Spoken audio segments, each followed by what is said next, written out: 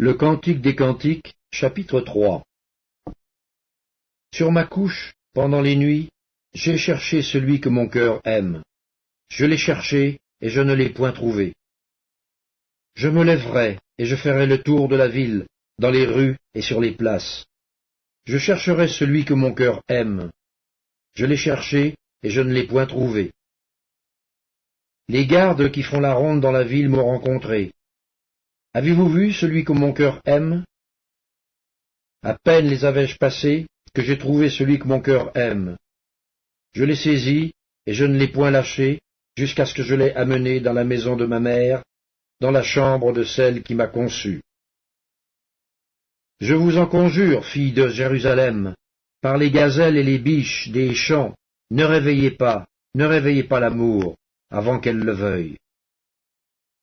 Qui est celle qui monte du désert, comme des colonnes de fumée, au milieu des vapeurs de myrrhe et d'encens, et de tous les aromates des marchands? Voici la litière de Salomon, et autour d'elle 60 vaillants hommes, des plus vaillants d'Israël. Tous sont armés de l'épée, sont exercés au combat. Chacun porte l'épée sur sa hanche, en vue des alarmes nocturnes. Le roi Salomon s'est fait une litière de bois dur. Il en a fait les colonnes d'argent, d'or, le siège de pourpre. Au milieu est une broderie, œuvre d'amour des filles de Jérusalem. Sortez, filles de Sion, regardez le roi Salomon, avec la couronne dont sa mère l'a couronné le jour de ses fiançailles, le jour de la joie de son cœur. Le Cantique des Cantiques, chapitre 4. Que tu es belle, mon ami, que tu es belle. Tes yeux sont des colombes derrière ton voile. Tes cheveux sont comme un troupeau de chèvres, suspendus au flanc de la montagne de Galaad. Tes dents sont comme un troupeau de brebis tondues qui remontent à l'abreuvoir. Toutes portent des jumeaux, aucune d'elles n'est stérile. Tes lèvres sont comme un cil cramoisi, et ta bouche est charmante. Ta joue est comme une moitié de grenade derrière ton voile. Ton cou est comme la tour de David, bâtie pour être un arsenal. 1000 boucliers y sont suspendus, tous les boucliers des héros. Tes deux seins sont comme deux faons, comme les jumeaux d'une gazelle qui pestent au milieu des lys. Avant que le jour se rafraîchisse et que les ombres fuient, j'irai à la montagne de la myrrhe et à la colline de l'encens. Tu es toute belle, mon ami, et il n'y a point en toi de défaut. Viens avec moi du Liban, ma fiancée, viens avec moi du Liban. Regarde du sommet de l'Amana, du sommet de Sénir et de l'Hermon, des tanières des lions, des montagnes des léopards. Tu me ravis le cœur, ma sœur, ma fiancée. Tu me ravis le cœur par l'un de tes regards, par l'un des colliers de ton cou. Que de charme dans ton amour, ma sœur, ma fiancée.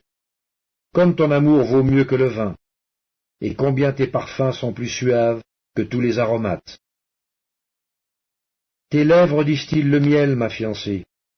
Il y a sous ta langue du miel et du lait, et l'odeur de tes vêtements est comme l'odeur du Liban. Tu es un jardin fermé, ma sœur, ma fiancée, une source fermée, une fontaine scellée. Tes jets forment un jardin où sont des grenadiers, avec les fruits les plus excellents, les troènes avec le nard. Le nard et le safran, le roseau aromatique et le cinnamome, avec tous les arbres qui donnent l'encens. La myrrhe et l'aloès, avec tous les principaux aromates. Une fontaine des jardins, une source d'eau vive, des ruisseaux du Liban. Lève-toi, Aquilon, viens, autant, soufflez sur mon jardin, et que les parfums s'en exhalent. Que mon bien-aimé entre dans son jardin, et qu'il mange de ses fruits excellents.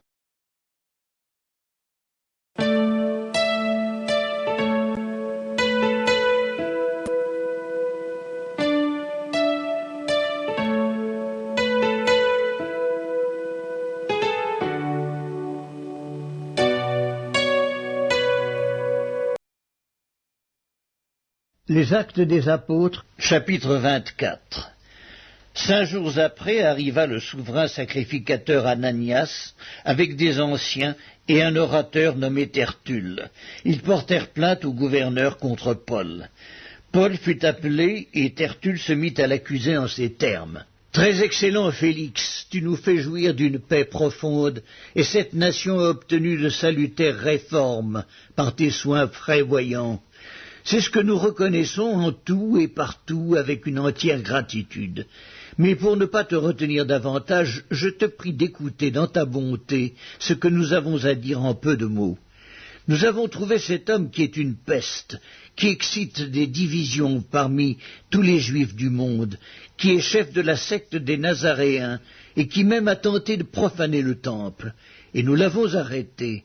Nous avons voulu le juger selon notre loi, mais le tribun Lysias, étant survenu, l'a arraché de nos mains avec une grande violence, en ordonnant à ses accusateurs de venir devant toi. Tu pourras toi-même, en l'interrogeant, apprendre de lui tout ce dont nous l'accusons. » Les Juifs se joignirent à l'accusation, soutenant que les choses étaient ainsi. Après que le gouverneur lui eut fait signe de parler, Paul répondit. Sachant que depuis plusieurs années tu es juge de cette nation, c'est avec confiance que je prends la parole pour défendre ma cause. Il n'y a pas plus de 12 jours, tu peux t'en assurer, que je suis monté à Jérusalem pour adorer. On ne m'a trouvé ni dans le temple, ni dans les synagogues, ni dans la ville, disputant avec quelqu'un ou provoquant un rassemblement séditieux de la foule. Et il ne saurait prouver ce dont il m'accuse maintenant.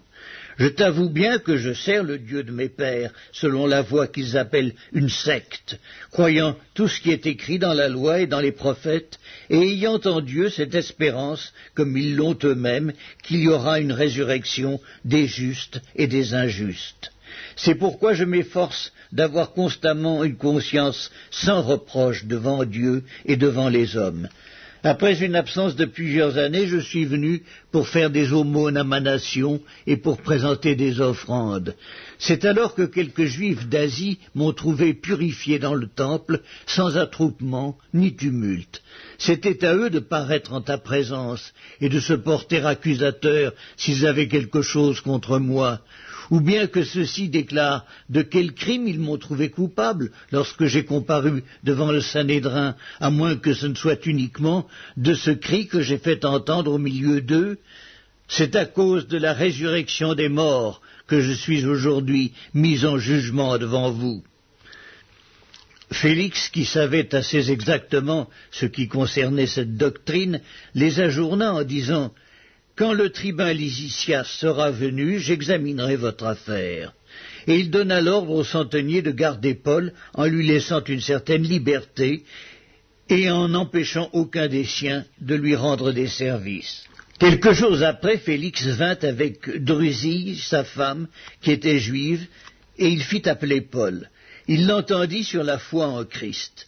Mais comme Paul discourait sur la justice, sur la tempérance et sur le jugement à venir, Félix, effrayé, dit « Pour le moment, retire-toi. Quand j'en trouverai l'occasion, je te rappellerai. » Il espérait en même temps que Paul lui donnerait de l'argent. Aussi l'envoyait-il chercher assez fréquemment pour s'entretenir avec lui. 2 ans s'écoulèrent ainsi, et Félix eut pour successeur Porcius Festus. Dans le désir de plaire aux Juifs, Félix laissa Paul en prison.